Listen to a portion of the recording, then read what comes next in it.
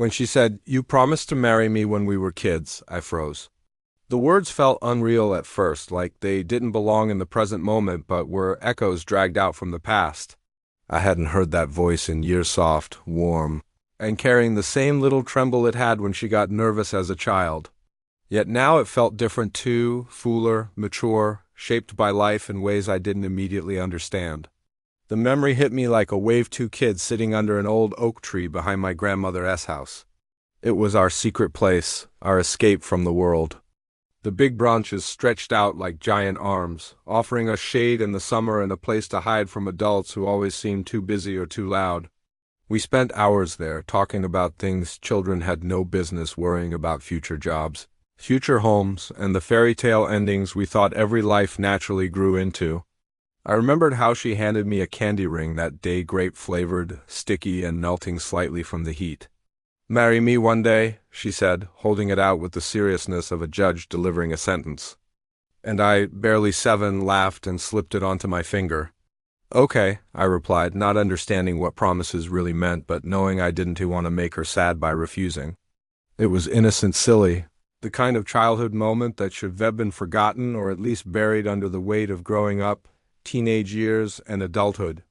But now, standing here as she repeated that line, I realized it had never left her. I laughed back then, not knowing how serious she was. I didn't realize she kept the memory close like a pressed flower, something fragile but treasured.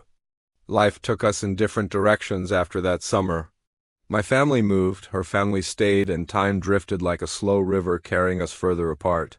We grew, changed, collected different experiences. Yet something in the way she stood in front of me, in the way her eyes held mine, told me she'd never let that moment fade. Now she stood in front of me, grown, confident, and holding that same mischievous smile she used to use when she dared me to climb too high or race too fast. The years had shaped her, yes, but they hadn't taken away the softness in her features or the spark in her gaze. It was strange how familiar she felt, even after so long, as if the distance between us had been made of days, not years. "Does that promise still count?" I asked, half joking, half terrified. The words slipped out of me before I could reconsider them. They carried a weight I hadn't intended, a trembling uncertainty I didn't want her to see. But the truth was, a part of me feared the answer, not because I didn't want the promise to matter, but because I wasn't sure if I deserved to have it matter after all the time we'd lost. Her eyes softened, and for a moment it was like time folded in on itself. I saw the little girl again, the one who plucked daisies and insisted they held magic, the one who shared her lunch even when she was hungry, the one who believed in forever with the honesty only children can carry. Only now she wasn't a child. She was a woman standing firmly in front of me, with a life built from years I'd never seen.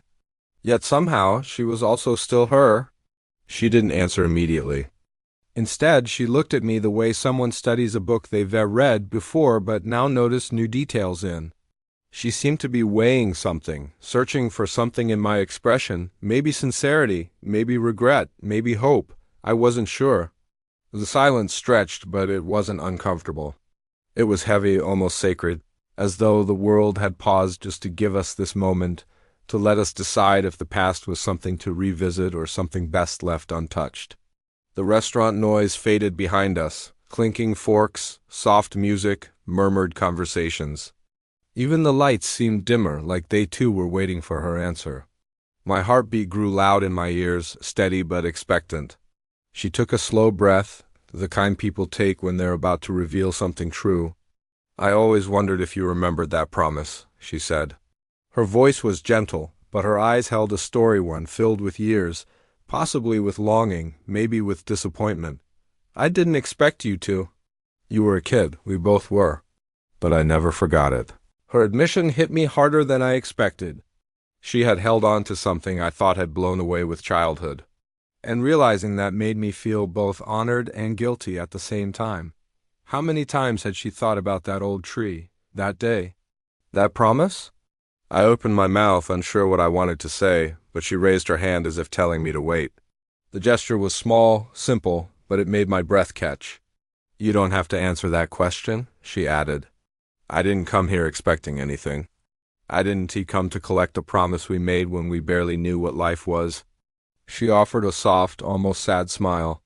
I just wanted to know if the memory meant something to you too. Her honesty disarmed me. She wasn't pressuring me.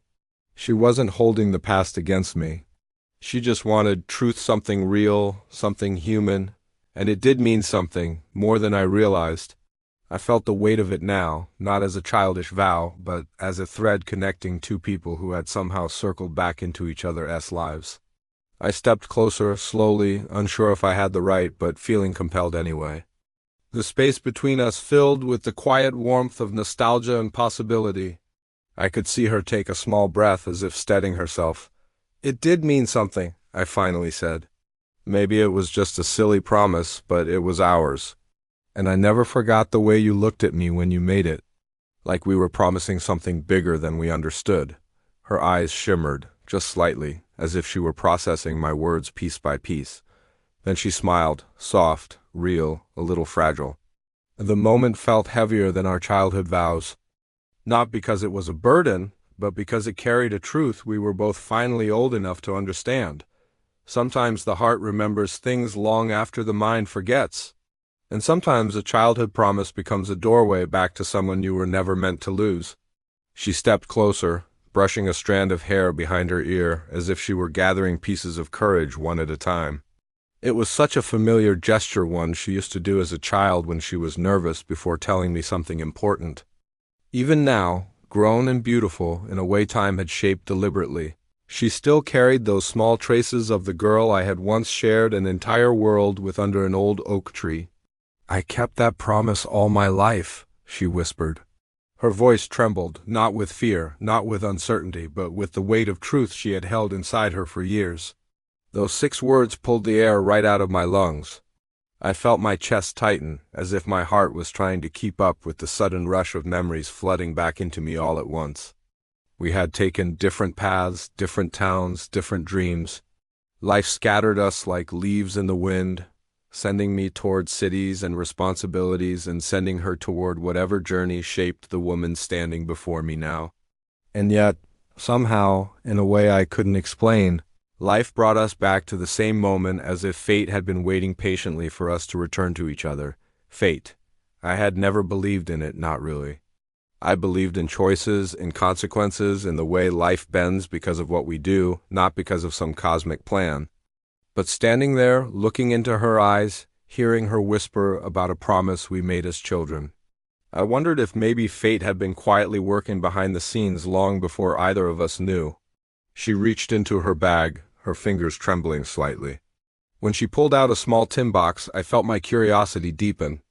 It looked old, worn at the edges, the kind of thing someone carries for far too long because it holds something important, something irreplaceable. She extended it toward me with both hands, almost reverently. My breath hitched. I hesitated for a moment before opening it, as if the contents inside might change something about the world I thought I knew. Inside was a faded candy wrapper. The grape-flavored candy wrapper from our childhood. The one she wrapped around my finger when she asked me to marry her. The one we called our wedding ring as we sat under that oak tree, believing fully, innocently, that promises made on warm summer afternoons were unbreakable. I swallowed hard. That tiny piece of paper should have been meaningless, something long thrown away, forgotten, buried under years of life happening. But she had kept it, carefully, intentionally, like it was something sacred.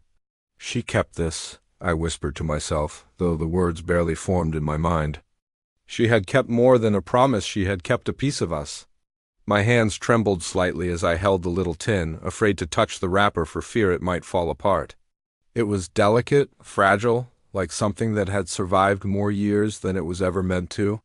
And knowing she preserved it all this time sent a strange ache through me, part sadness, part wonder, part something I didn't dare name yet. I looked up at her. She wasn't smiling. She wasn't crying either. She just watched me with an expression that held years of waiting, wondering, hoping, maybe even hurting. I kept it because it reminded me of the first time someone made me feel chosen, she said softly. Not because I asked you to, but because you didn't run away from the promise. You said yes. And you meant it in the only way a child can mean anything with honesty. Her words cut deeper than she knew. How many times had she opened this tin box on lonely nights? During moments of doubt? On days when she wondered if she ever meant anything real to anyone? I couldn't ask some questions dig too deep. But I understood now that this wasn't just nostalgia.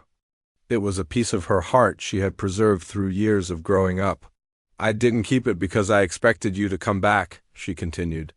I kept it because it felt like a piece of home, a piece of who I used to be. I thought, if I ever lost myself, I could look at it and remember that once. Someone saw me. The confession hit me like a punch to the chest. How often do people hold on to a moment, a memory, a promise just because it made them feel valued, seen, important? I felt something heavy settle inside me, not guilt, not obligation, something else, something like realization, recognition, maybe even rediscovery. Why now? I asked quietly. Why today? After all these years, why bring this to me now? She took a slow breath, the kind that steadies a heart that's been beating too fast. Because I saw you again, she said. Not just in the physical sense, I saw you. And I realized I still carried that memory in my chest like a heartbeat. I didn't want to pretend it wasn't real anymore. Her eyes met mine, and for a moment the world felt painfully honest. I'm not asking you to fulfill that promise, she said gently. I'm not here because of a childhood vow.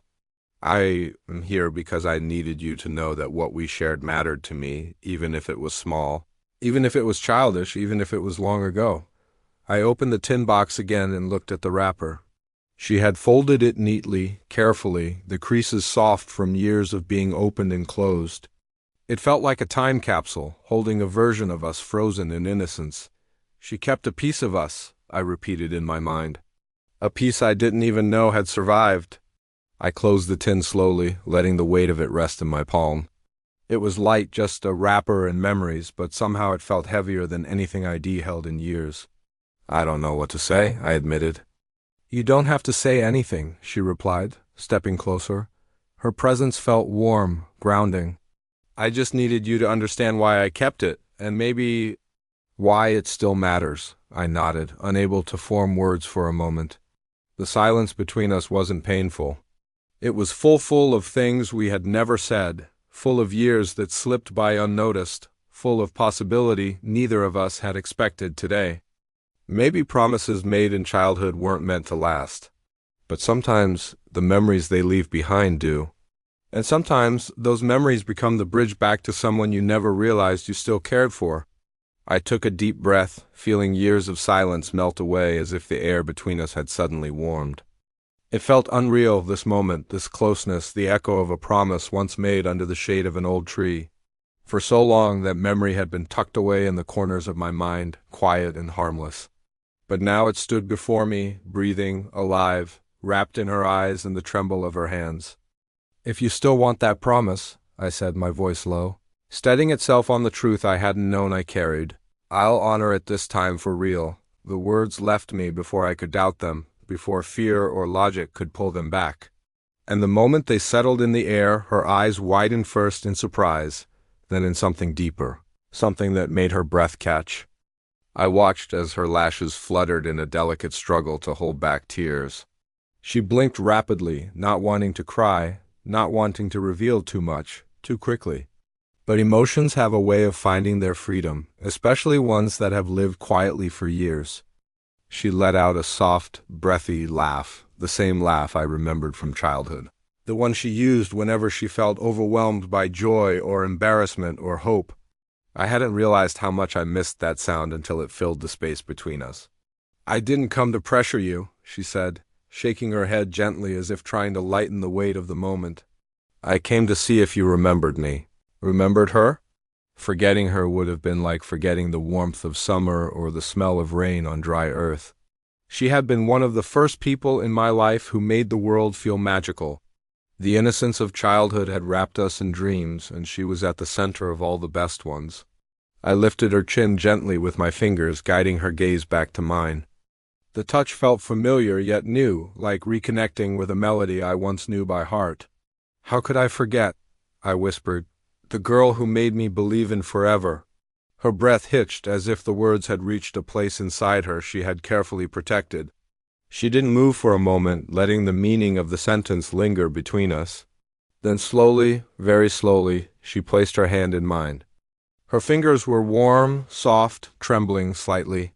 When our palms met, something in the air shifted, subtle but undeniable. It was as if the years apart stepped aside, bowing to the reunion of two people who had once shared a future drawn in crayon. In that moment, the promise we made as kids didn't feel childish anymore. It didn't feel naive or silly or unrealistic. It felt complete. But that completeness didn't come from the idea of marriage or vows or future plans. It came from the connection itself, the way life, in its strange, unpredictable patterns, had looped us back into each other's orbit. She squeezed my hand gently, grounding herself in the moment. I felt the subtle tremor in her fingers, the quiet admission that she was scared, hopeful, unsure all at once. "You don't have to do this because I kept that promise," she said softly. "I'm not asking you to make up for lost time." "I know," I replied. "And I'm not saying it because of the past. I'm saying it because I feel something now. Something real." Her eyes softened. "You mean that?" "I wouldn't say it if I didn't." She let out a shaky exhale, almost a laugh. "I waited so long to know if it meant anything to you at all. And now you're standing here saying the one thing I never expected to hear." I brushed my thumb over the back of her hand. "Life gives us strange second chances. Do you think this is one?" she asked. "I think," I said slowly, "that some people leave marks on us that time can't erase. Even when we forget the details, the feeling stays. And when we see them again, the feeling wakes up." She looked down, smiling through the tears she no longer tried to hide. "I thought I was the only one who still felt it." "You never were," for a long moment. We just stood there, hands intertwined, hearts speaking in silence. Around us, the sounds of the world seemed distant. Footsteps, quiet conversations, the hum of evening. None of it mattered. The moment belonged only to us. Finally, she lifted her eyes again. "What now?" she asked, not nervously, but with an openness that made my heart ache. "Now," I said, "we start again. Not as kids making promises we don't understand, but as two people who found each other again after all these years." She smiled, a soft, radiant expression that carried old memories and new hope all at once. "Start again," she repeated, as if testing the words, letting them settle into her world. "We don't have to rush anything," I added. "We just have to be honest." "Honest," she echoed. "I can do that." There was a quiet shift in her shoulders, as though a weight had finally lifted. She stepped closer, close enough for me to feel the warmth of her breath. Then she rested her forehead lightly against mine, a gesture so intimate, so familiar, it sent a shiver through me. "You know," she whispered, "when I saved that wrapper, I thought it would just be a memory of a sweet moment. I didn't think it would become the beginning of something real. You kept a piece of us," I said gently. "Maybe it was waiting for the rest to come back," she laughed softly. "Maybe it was," she murmured. "Maybe we just needed time to grow into the promise. We stayed like that, two people standing on the edge of something beautiful, something unexpected, something ours." The evening air felt warmer, the world quieter, as if time itself had paused to let us breathe in the reality of what was happening. In the end, it wasn't the childhood vow that brought us together. It was the rediscovery of who we were to each other. And as she held my hand tighter, as her smile softened into something tender and certain, I knew with absolute clarity, the promise we made as kids wasn't a binding vow. It was a beginning. And now, after years of distance, silence, and growing up, we were finally ready to finish the story we started under that old oak tree.